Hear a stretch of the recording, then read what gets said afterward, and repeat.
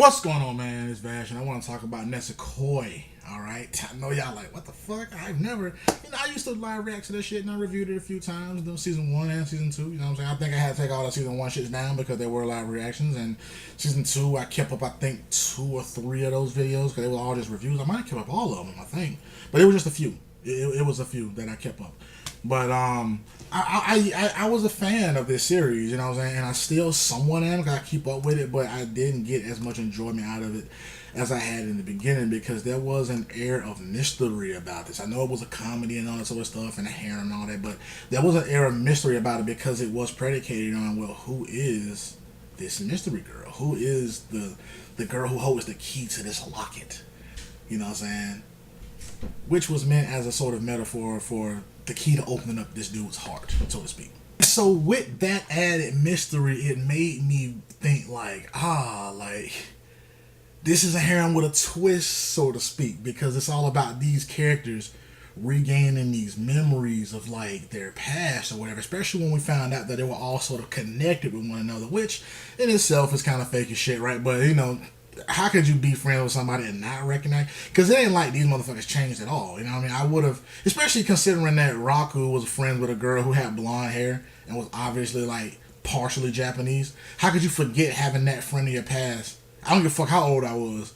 I really don't give a fuck. Like, there was a nigga I went to school with named Victor Martinez when I was in the motherfucking first grade. I have not seen that nigga since then. I remember his name. So with all that being said, I was just kind of like impressed with Nisekoi in the beginning because I was just kind of like, it's sort of mysterious. But then I forgot what chapter it was. But you remember when the key got jammed in the shit in the locket or whatever, and he had to get it fixed and all that sort of stuff. And he was getting it fixed, and the guy was just kind of like, "Hey, I can open this shit for you. You know what I'm saying? We can forcibly open it right now." And he was just kind of like, "Nah, don't even worry about all that though, man. As long as you get the shit fixed, we good. Don't even worry about doing that." At that moment, right then and there, I was like, for me, it was gonna go downhill. I like that he said that because that kept the mystery about who the girl is. But at that moment in time, I realized he doesn't give a shit about who the girl is. Because, I mean, at that moment, he didn't realize the feeling that he had for Toby, but he didn't give a shit. At that moment in time, he kept the locket because of the promise, but he didn't give a fuck about the promise anymore. And that's kind of where the series went downhill because it stopped being about this thing of being governed by the past and all that sort of shit, as opposed to it being a decision that he made in the future, which is not a bad thing. It's not a bad thing. But most recently, with the recent chapters, I was kind of like, okay, there is no air about who he's gonna choose now. I can clearly see who it is. In the most recent chapter, I think it was chapter 221. I think it was chapter 221. In chapter 221, they're at the old house that they used to hang out at or whatever, and Chitoge kind of comes across this rock that has something on it that we can't see at first, and then she starts to remember shit. She remembers that when they were kids, she was saying how she was going to marry Raku and all that bullshit, and then she asked Raku, like, if you had to choose one, who would you choose? And he said, I would choose Chitoge. You know what I'm saying? Kirasaki. And once he goes outside, he tells Onodera that I was lying. If I had to choose anyone, I would choose you. I would choose you, Kosaki, because I like you. And she said, I like you too. And then they were like, we gonna meet up here in the future, and we'll keep this promise together. And in the rock, it's carved Kosaki and Raku or Ichigo, whatever it said. But at that moment in time, I was just kind of like, he's choosing Chitoge now. As soon as I saw it, I was just kind of like, yeah, he's going to go with Chitoge, I can tell because the focus of these, especially in the beginning, it was focused on him trying to properly confess to Onodera one day. Then it turns out that they knew each other in the past. Then it turns out that she is one of the promised girls. And now it turns out that he had already confessed to her. He had already done that once before in his past. His feelings never changed. He's already done that.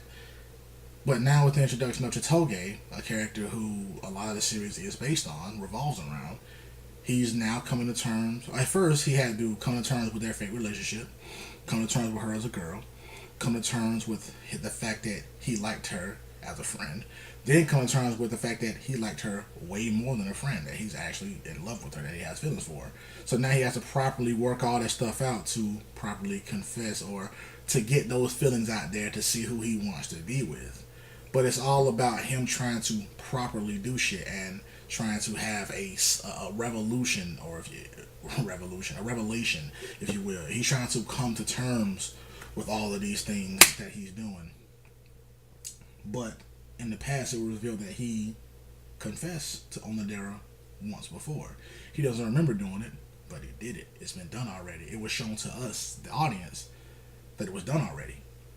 So once I saw that, I was just like, it's Chitoge. He's in love with Chitoge, and he's going to be with Chitoge, which is, it's not a bad thing. You know what I'm saying? It's just whatever. It's not a bad thing, but that could have already been, that was shown to us early on. It's not that the series is bad. It's just that, to me, my interest in it has dwindled down because it was never an option with the other girls who like him. You know what I'm saying? It was never an option. I felt like what's the chick's name? What is her name? The childhood friend, not the police officer's daughter, not her. The chick who was, I think she's called the Chinese Mafia. What the fuck is her name? I can't remember, but she was never going to be an option. The one who he treats like an older sister, she was never going to be an option. Hell, the police officer's daughter was never really an option. And I'm just kind of like, that takes away from the element of the harem, so to speak. It takes away from the shit, you know. And I was just kind of like, you introducing these girls, and they all are a part of his past, but they don't stand a chance. Even Onodera's sister, like, she was introduced, but it wasn't like she was in the running. She was never going to be in the running. You know, Sugami, Seishiro, whichever one you want to call her, my favorite character, who I actually liked the most, I was hoping that he was going to get with her, never had a chance. Even with him throwing away the notion of worrying about who the promised girl was, that notion kept him from really fucking with girls who were like outside of that scope. You know what I'm saying? For the most part, it was just these two. Once it came out that Chitoge and Onodera were part of this promise, that they both had keys, that they both were part of his past, it was just focused primarily on those two. Even with the addition of two other ones, it didn't fucking matter to him. It did not fucking matter. It was focused on those two. And for me, that's when my interest was just like, nope. Because no other girl was given a chance. That's how I feel about 100. As soon as it was discovered that Emile was Amelia, the girl from his past, no other bitch mattered to him. And that's cool that he's that dedicated to this one girl, but this is a harem.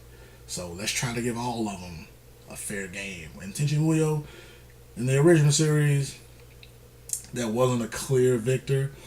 But in the original OVAs, it seemed like he was leaning more towards Ayeka. They had more tender moments with one another, but there was no clear victor, especially after you get part 3 and all that sort of shit. There was no clear victor. In Tenchi Universe, in the beginning, I would say there was no clear victor, but by the end and by the time the Tenchi Muyo Forever, that's what it's called, the movie, when that shit came out, it was clearly Ryoko. Clearly Ryoko. And Tenchi in Tokyo, ironically enough, it was Ryoko, Sakuya, nobody again. So he made choices with what he was given. I'm just like, Tenchi did that. That's dope. It's a harem. He made a choice.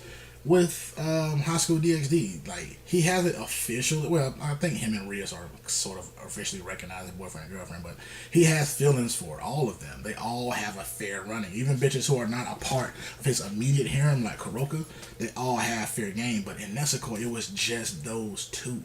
It has always been Chitoge and Onodera, and that's always an issue when you have a harem, but it's primarily based just on two characters. Why not just make it a love triangle? We don't need the harem element in there. I know this was done for comedic effect, but we didn't need it. And that's kind of my issue with Nisekoi.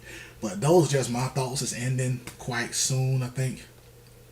Sometime this month, right? I think so. I can't remember. But it's ending real soon, man. It's going to be a great send-off, man. You know, I enjoyed the series for what it was worth. I just had problems with certain aspects of it, though. But let me know what y'all think about shit, man. VashTheKyd.